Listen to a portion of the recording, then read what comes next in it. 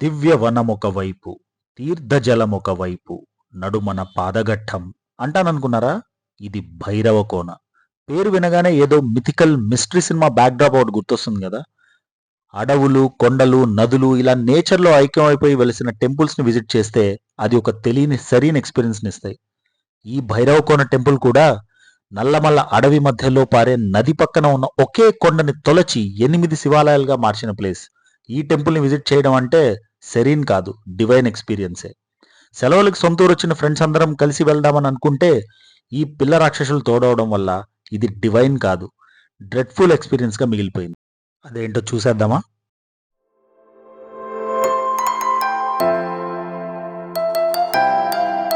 ఎప్పుడు మా నాన్న నేను కూడా ఫ్లాగ్ దిద్దామని డిసైడ్ అయినా. త్వరలో వెళ్ళబోయే వైజాగ్ ట్రిప్‌కి డ్రెస్ రిహార్సల్‌గా ఉంటుందని మా పిల్ల బచ్చాలు, మా అధర్మపత్నులతో కలిసి ఈ ట్రిప్‌కి ప్లాన్ చేశాం. భైరవకోన టెంపుల్ ప్రకాశం డిస్ట్రిక్ట్‌లోని మార్కాపూర్‌కి అరౌండ్ 120 కిలోమీటర్స్ డిస్టెన్స్‌లో ఉంటుంది. ఆర్టీసీ బస్సులో గనక వెళ్ళాలి అని అంటే ముందు కనిగిరి వెళ్ళి అక్కడి నుండి బస్ మారి చంద్రశేఖరపురం వెళ్ళి అక్కడి నుంచి ఆటోలో భైరవకోన చేరుకోవచ్చు. అందుకే ఓన్ వెహికల్ అయితే బెస్ట్ ఆప్షన్. కొండ ప్రాంతం కాబట్టి రోడ్స్ మరీ అంత స్మూత్గా ఏమి ఉండవు. కాబట్టి అరౌండ్ 3 అవర్స్ అయితే జర్నీ టైం పడుతుంది. నేను చెప్పేది ఓన్ వెహికల్ గురించి. కాల్లో మేము ఇద్దరం లచ్చ చేసాం. పిల్లలతోటి ప్రయాణం అంటే మామూలు విషయం కాదు. ఒకడేమో ఒకటంటాడు, ఒకడేమో ఏకంగా 2 అంటాడు. 2 అయ్యాక ఆకలి అంటారు. ఎలాగోలా ఈ కష్టాలన్నీ భరించి ఫైనల్గా భైరవకోన అయితే చేరుకున్నాం. సూర్యుడికి భూమికి మధ్య ఎంత డిస్టెన్స్ ఉంటుందో తెలియదు కానీ సూర్యుడికి మార్కాపూర్కి మధ్య మాత్రం కేవలం 150 కిలోమీటర్స్ డిస్టెన్సే అని చిన్నప్పుడు మేమంతా అనుకునేవాళ్ళం. కాబట్టి మాకు హైదరాబాద్ ఏమో ఆర్కిటిక్ లాగా, బెంగళూరు ఏమో అంటార్కిటికా లాగా అనిపించేది. కానీ ఇక్కడున్న ఫారెస్ట్, హిల్స్ ఇవన్నీ చూడడం వల్ల ఎంత ఎండాకాలంలో వెళ్ళినా కూడా వెదర్ అయితే చాలా ప్లెజెంట్గా అనిపించింది.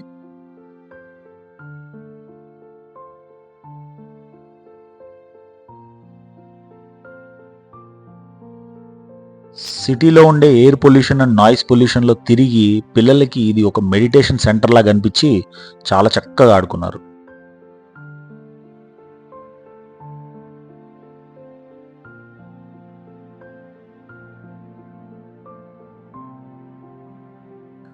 ఇంకా వాటర్ ఫాల్స్ దగ్గర వాళ్ళు చేసిన అల్లరైతే అంతా ఇంత కాదు. ఇక్కడ స్పెషాలిటీ ఏంటంటే డ్రై సీజన్లో వాటర్ తక్కువగా ఉన్నప్పుడు కూడా స్టోర్ అవ్వడానికి కట్టలు కట్టి పెట్టారు. సో నేచర్ స్విమ్మింగ్ పూల్ లాగా ఉంటుందన్నమాట.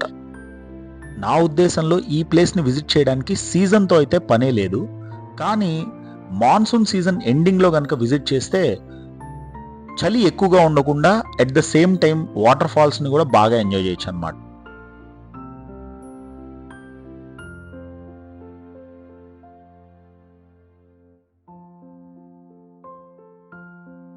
ఫుల్ స్విమ్మింగ్ చేసి బాగా అలసిపోయి వచ్చేసరికి మన వాళ్ళు ఇంటి నుండి తెచ్చిన స్పెషల్స్ అన్నీ రెడీ చేసి ఉంచారు. సో ఇంకా వాటిని కూడా ఒక పట్టు పట్టేసాం అనమాట.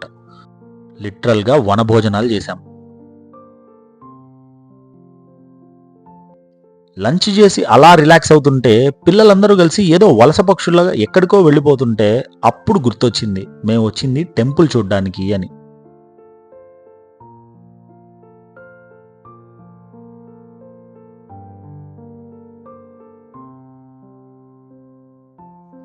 అలా లోయలోకి నడుచుకుంటూ దిగగానే నేను వీడియో స్టార్టింగ్లో చెప్పిన ఒకే కొండలో చెక్కిన 8 శివుని గుహాలయాలు కనిపించాయి.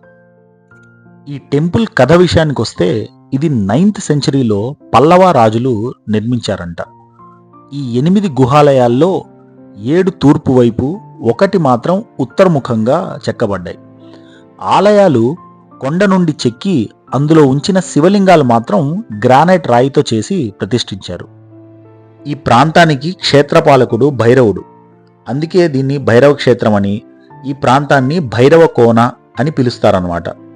ఇంకో కథ ప్రకారంగా అయితే ఈ ప్రాంతాన్ని ఒకప్పుడు కాలభైరవుడు అనే రాజు పరిపాలించాడని, అందుకని ఈ పేరు వచ్చిందని కొంతమంది అంటారు. ఈ 8 శివలింగాల పేర్ల విషయానికి వస్తే శేషనాగలింగం, రుద్రలింగం, విశ్వేశ్వరలింగం, నగరికేశ్వరలింగం, రామేశ్వరలింగం, మల్లికార్జునలింగం, పక్షఘాతలింగం అండ్ భర్గులేశ్వరలింగం. ఈ భర్గులేశ్వరలింగమే ఈ మొత్తం 8 గుహల్లో కల్లా మెయిన్ శివలింగం అని చెప్తారు.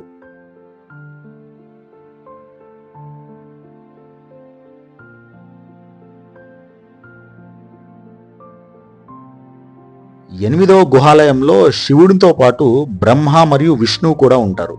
అంటే త్రిమూర్తులు ఒకే చోట ఉన్న అరుదైన ప్రదేశం ఈ భైరవ కోన.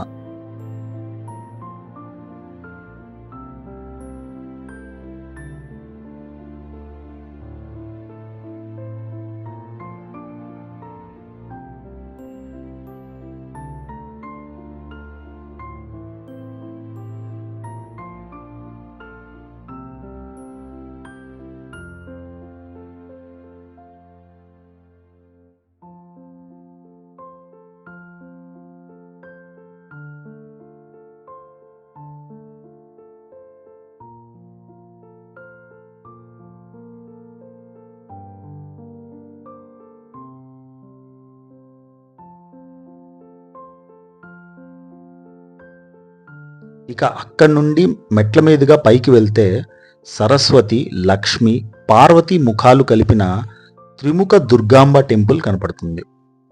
ఇక్కడ ఎగ్జాక్ట్గా కార్తీక పూర్ణమి రోజు చంద్రుని కిరణాలు గర్భగుడిలో పడి చాలా బ్యూటిఫుల్గా కనిపిస్తుందని పూజారి గారు చెప్పారు.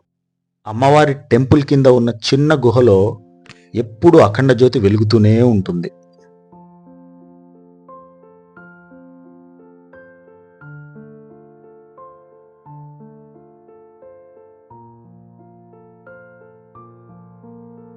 ఇవన్నీ చూసేసి అక్కడ ఫేమస్ అయిన అరిసెలు, లడ్డు ప్రసాదం తీసుకొని చీకటి పడేలోపు తిరిగి మా ఊరికి బయలుదేరిపోయాం.